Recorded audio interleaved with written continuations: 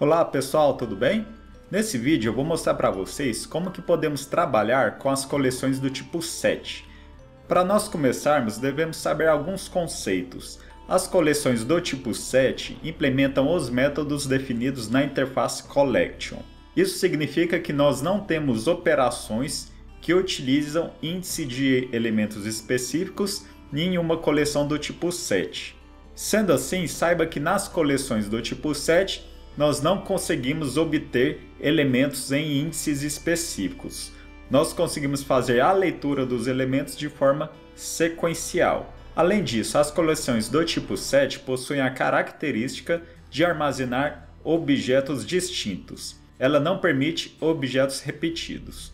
Eu preparei um exemplo aqui na linguagem de programação Java para a gente analisar alguns casos e alguns métodos desse tipo de coleção. Eu estou aqui com um projeto que foi criado e eu tenho dois arquivos. O primeiro é o exemplo set e o segundo é uma classe chamada pessoa. Vou trabalhar primeiro com esse exemplo set. Eu já deixei um código pré-programado onde eu vou mostrar os recursos que podemos utilizar do set. Então, primeira coisa é a declaração desse tipo de elemento. Eu vou fazer as importações das dependências. Eu tenho aqui uma interface que é chamada set e uma classe que é a hashSet. Então, set, por definição, ela é uma interface. A classe mais utilizada para implementar essa interface é a classe do tipo hashSet. Da mesma forma em que trabalhamos os lists, os sets também possuem o elemento genérico.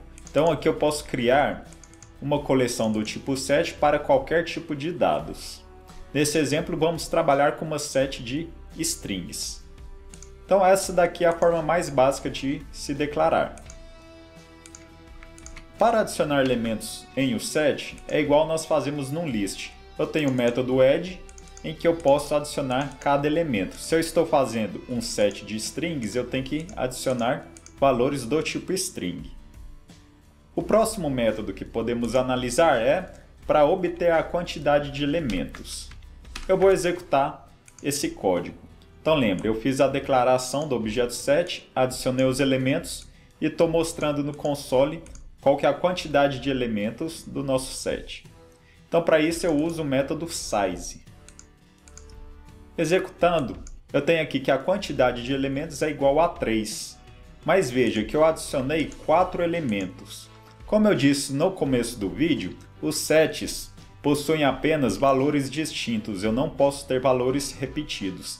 Então, nesse caso, o objeto que foi inserido aqui na linha 14, que é o objeto de string João, não foi inserido, porque eu já havia adicionado um elemento com o mesmo valor previamente.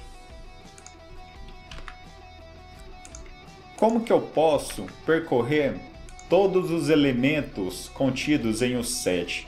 Eu posso fazer via laço de repetição do tipo for, usando esse modelo de implementação, em que do lado esquerdo eu declaro um objeto do mesmo tipo do set, e do lado do direito eu referencio ao objeto que é o próprio set. Então, em cada passo de repetição, esse objeto estará com cada um dos valores contidos no set. Executando, eu vou mostrar apenas cada um dos nomes contidos nesse set. Então tem o João, a Maria e o Deneclay. Eu também comentei no começo do vídeo que eu não consigo acessar elementos específicos. Então eu não tenho o método get igual nós temos lá nos lists. Eu não consigo acessar de forma direta um elemento. Mas eu tenho alguma facilidade implementada que permite que eu faça isso de forma direta. Eu tenho um método toArray. O que ele faz? Ele converte todos os elementos do set para um array do tipo que eu declarei, o set, e assim eu posso acessar cada elemento de acordo com a sintaxe de acesso de um vetor. Então aqui eu estou mostrando o objeto que está no índice 1, que nesse caso vai ser a Maria. Executando, eu tenho aqui a Maria. Para remover elementos específicos do set, eu tenho o método remove. E assim eu tenho que passar qual que é o valor que eu quero excluir da lista. Então eu vou excluir a Maria e vou mandar mostrar a quantidade de elementos contidos nesse set. Então aqui eu tenho dois elementos, que seria o João e o Deneclei.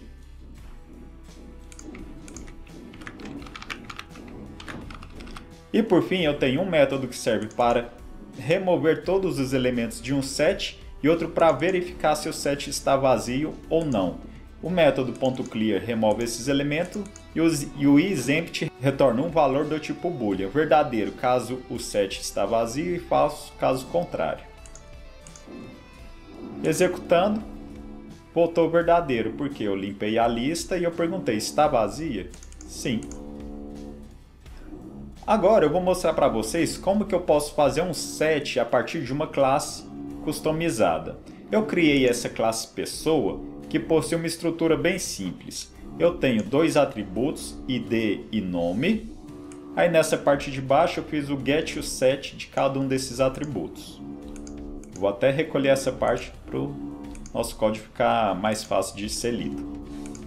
Depois eu criei um construtor onde eu passo o id e o nome como parâmetro.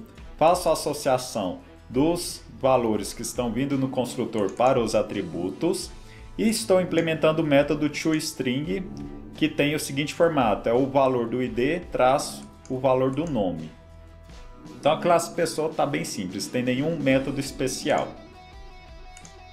Então para isso eu vou mostrar a criação de set que utiliza as nossas próprias classes. Então aqui eu tenho um set de pessoas, ele é do tipo hashset. E aqui eu já tenho criado. O que eu posso fazer então? Eu posso adicionar pessoas específicas. Então eu já vou passar aqui a criação do objeto direto no método .add, porque ele espera um valor do tipo pessoa. Vou adicionar o João.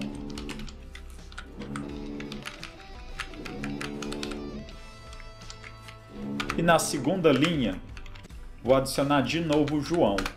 Vamos fazer um pequeno teste agora. Eu vou exibir todos os elementos dessa lista de pessoas.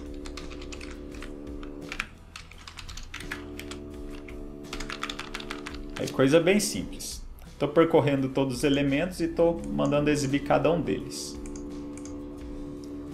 Veja que aqui apareceu o elemento João duas vezes de código 1, porque eu fiz essas duas inserções. Só que lembra que eu comentei que o set não aceita valores repetidos? Então quando nós criamos as nossas classes, nós temos que fazer qual que é o tipo de especificação para dizer que aquele objeto ele é exclusivo. Para isso eu tenho que implementar dois métodos, o equals e o hashcode. A interface do Eclipse já permite que a gente crie esses métodos de forma automática. Aqui nesse exemplo eu vou falar que o que vai caracterizar uma pessoa é apenas o valor do ID. Então vou aqui em Generate Hashcode and Equals, vou marcar apenas o atributo ID e vou clicar em gerar. Esse código que é gerado pode até ser ignorado, não precisa preocupar com a implementação dele. Agora eu vou executar o exemplo novamente e veja aqui que eu tenho apenas um objeto inserido aqui no nosso set. Aí se eu mudar o nome, eu vou continuar tendo apenas um objeto. Porque o que vai identificar uma pessoa é o valor do ID. Então aqui se eu mudar o ID, eu vou ter os dois objetos contidos no set. Então essa é a única observação que nós temos quando vamos trabalhar com a estrutura do tipo set e com classes especiais que nós podemos criar. Beleza, pessoal? Então, as principais coleções utilizadas na linguagem de programação Java é a coleção do tipo set e a coleção do tipo list. Assistindo ao vídeo da coleção do tipo set e a do tipo list, você consegue obter as principais diferenças entre esses dois tipos de solução. Então basta você saber qual que você vai utilizar de acordo com o problema que você está tentando resolver. Tudo bem? Então é isso e um grande abraço.